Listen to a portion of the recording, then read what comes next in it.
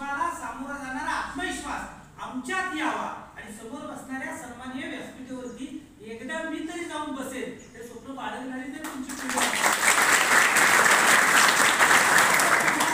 पिढी आज शासनाच्या महसूल पंधरवड्याच्या निमित्तानं वेगवेगळ्या ज्या योजना आहेत त्या योजना लोकाभिमुख व्हाव्या याचा एक धागा तुम्ही बनणार आहात. तुम्ही ब्रँड एम्बॅसेडर आहात, तुम्ही अतिशय चांगले दूत आहात आणि जेव्हा तुम्हाला असं समजून घेता येईल की आज शासन आपल्याकडे का आलंय तर हे शासन आपल्यासाठी काम करतं, आपल्यातल्या लोकांसाठी काम करत असतं, मग आपल्याला त्याचे निकष माहित असणं गरजेचं आहे. जेव्हा आपल्याला निकष कळणार, ज्या तारुण्याच्या उभं असणाऱ्या मुलाला कळेल की 1600 मीटर धावल्यानंतर मला पोलीस भरतीसाठी उभं राहण्याचं मी पात्रतेच आहे, त्यावेळेला तुम्हाला कळेल की मोबाईलवरची जी ड्रीम 11ची गेम आहे, लुडोची जी गेम आहे, बाकीच्या ज्या गेम आहेत त्या बाजूला ठेवा आणि तुम्ही मैदानावरती याल त्यावेळेला तुमच्यातल्या क्षमतांची जाणीव तुम्हाला होणार.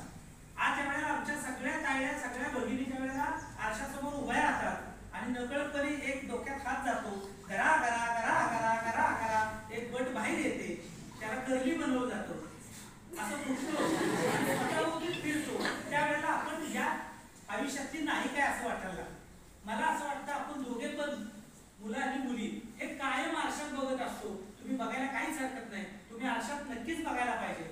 आरशात कोण बघत नसेल तर अवघड आहे, त्यामुळे सगळ्यांनी आरशात बघायला पाहिजे. पण मला असं वाटतं जसं आपण रोज आरशात बघतो तसं आठवड्यातून एकदा, 15 दिवसातून एकदा, महिन्यातून एकदा, 3 महिन्यातून एकदा, 6 महिन्यातून एकदा, वर्षातून एकदा अंतर्मनात बघायला शिकलं पाहिजे की आपली गुण काय आहे.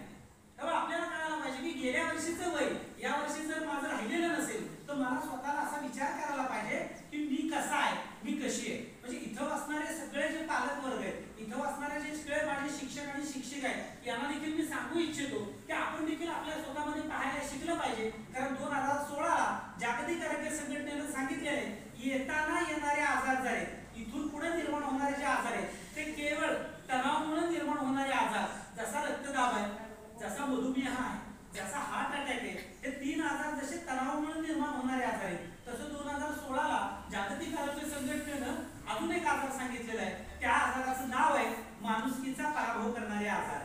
त्यामुळे आज तुम्ही ज्या ठिकाणी आहात त्या ठिकाणी कदाचित पैसे मिळतही असतील, आज तुम्ही ज्या ठिकाणी आहात तिथे तुम्हाला शिक्षण मिळतही असेल, आज तुम्ही ज्या कुटुंबात आहात तिथे तुमची माणसं असतीलही, पण ज्या वेळेला तुमची मनस्थिती, तुमची परिस्थिती बदलली तर काय हरकत नाही, पण जेव्हा मनस्थिती बदलते तेव्हा आपलं जगणं अस्ताव्यस्त चालू होतं.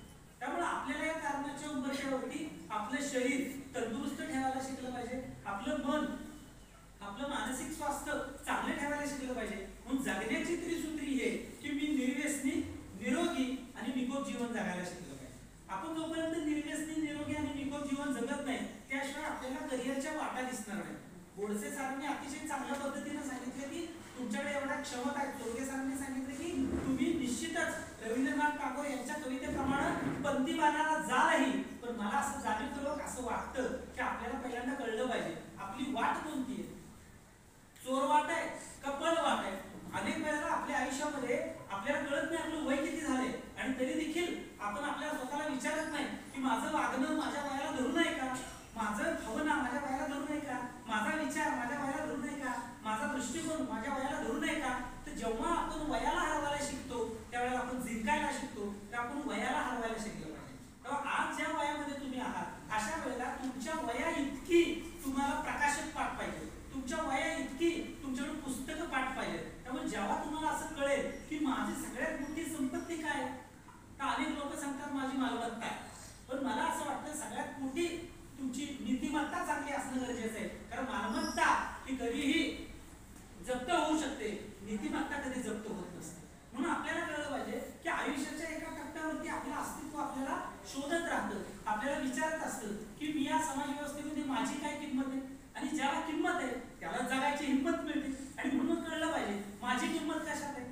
माझ्या एका मैत्रिणीच्या मी घरी गेलेलो होतो आणि तुम्हाला म्हणून सांगतो तिथे गेल्यानंतर व्हॉट्सअपवरती अनेक मेसेज पडले. मला जेव्हा तिने घरी बोलवलं तेव्हा मला सगळ्यांनी मेसेज टाकले, जा बेट्या जा, तिचं घर 1 कोटी रुपयाचं.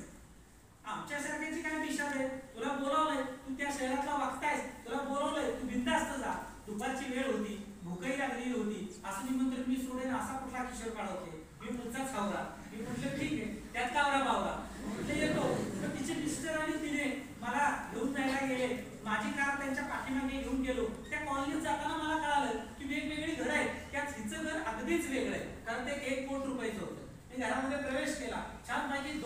यथेच असा पाहुणचार घेतला, गप्पा गोष्टी केल्या आणि मी तिथून बाहेर येणार तेवढ्यात माझ्या सहकारी मैत्रिणीने मला विचारलं, 20 वर्षानंतर मला भेटलेली होती, ते असं मला विचारलं, काय मित्रा, काय भावा, घर कसं वाटलं?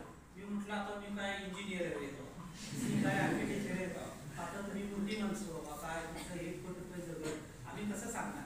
ते म्हणले, सगळं सोड, तुला जसं मानसशास्त्रज्ञ कळतं तसं मलाही कळतं, तुला जसे चेहरे वाचता येतात तसे मलाही वाचता येतात.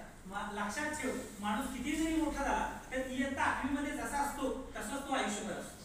खोडकर, आता तू खरं खरं सांग, तुला माझं घर कसं वाटलं? मी म्हटलं, खरं खरं सांगू का? हो म्हणले, खरं खरं सांग. अगं, माझ्यासारख्याची काय विषाद आहे की तुझं 1 कोटी रुपयाचं घर एक चांगलं सांगायची? माझ्यासारख्याची काय विषाद आहे की तुझं 1 कोटी रुपये चांगले सांगायची घर? तुला खरं सांगू का?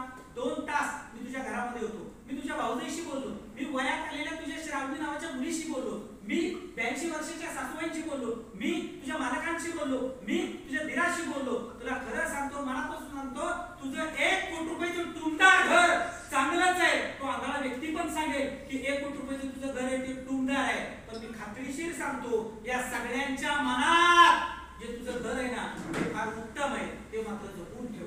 माणसं घर बांधायला शिकली पण मनात घर करायला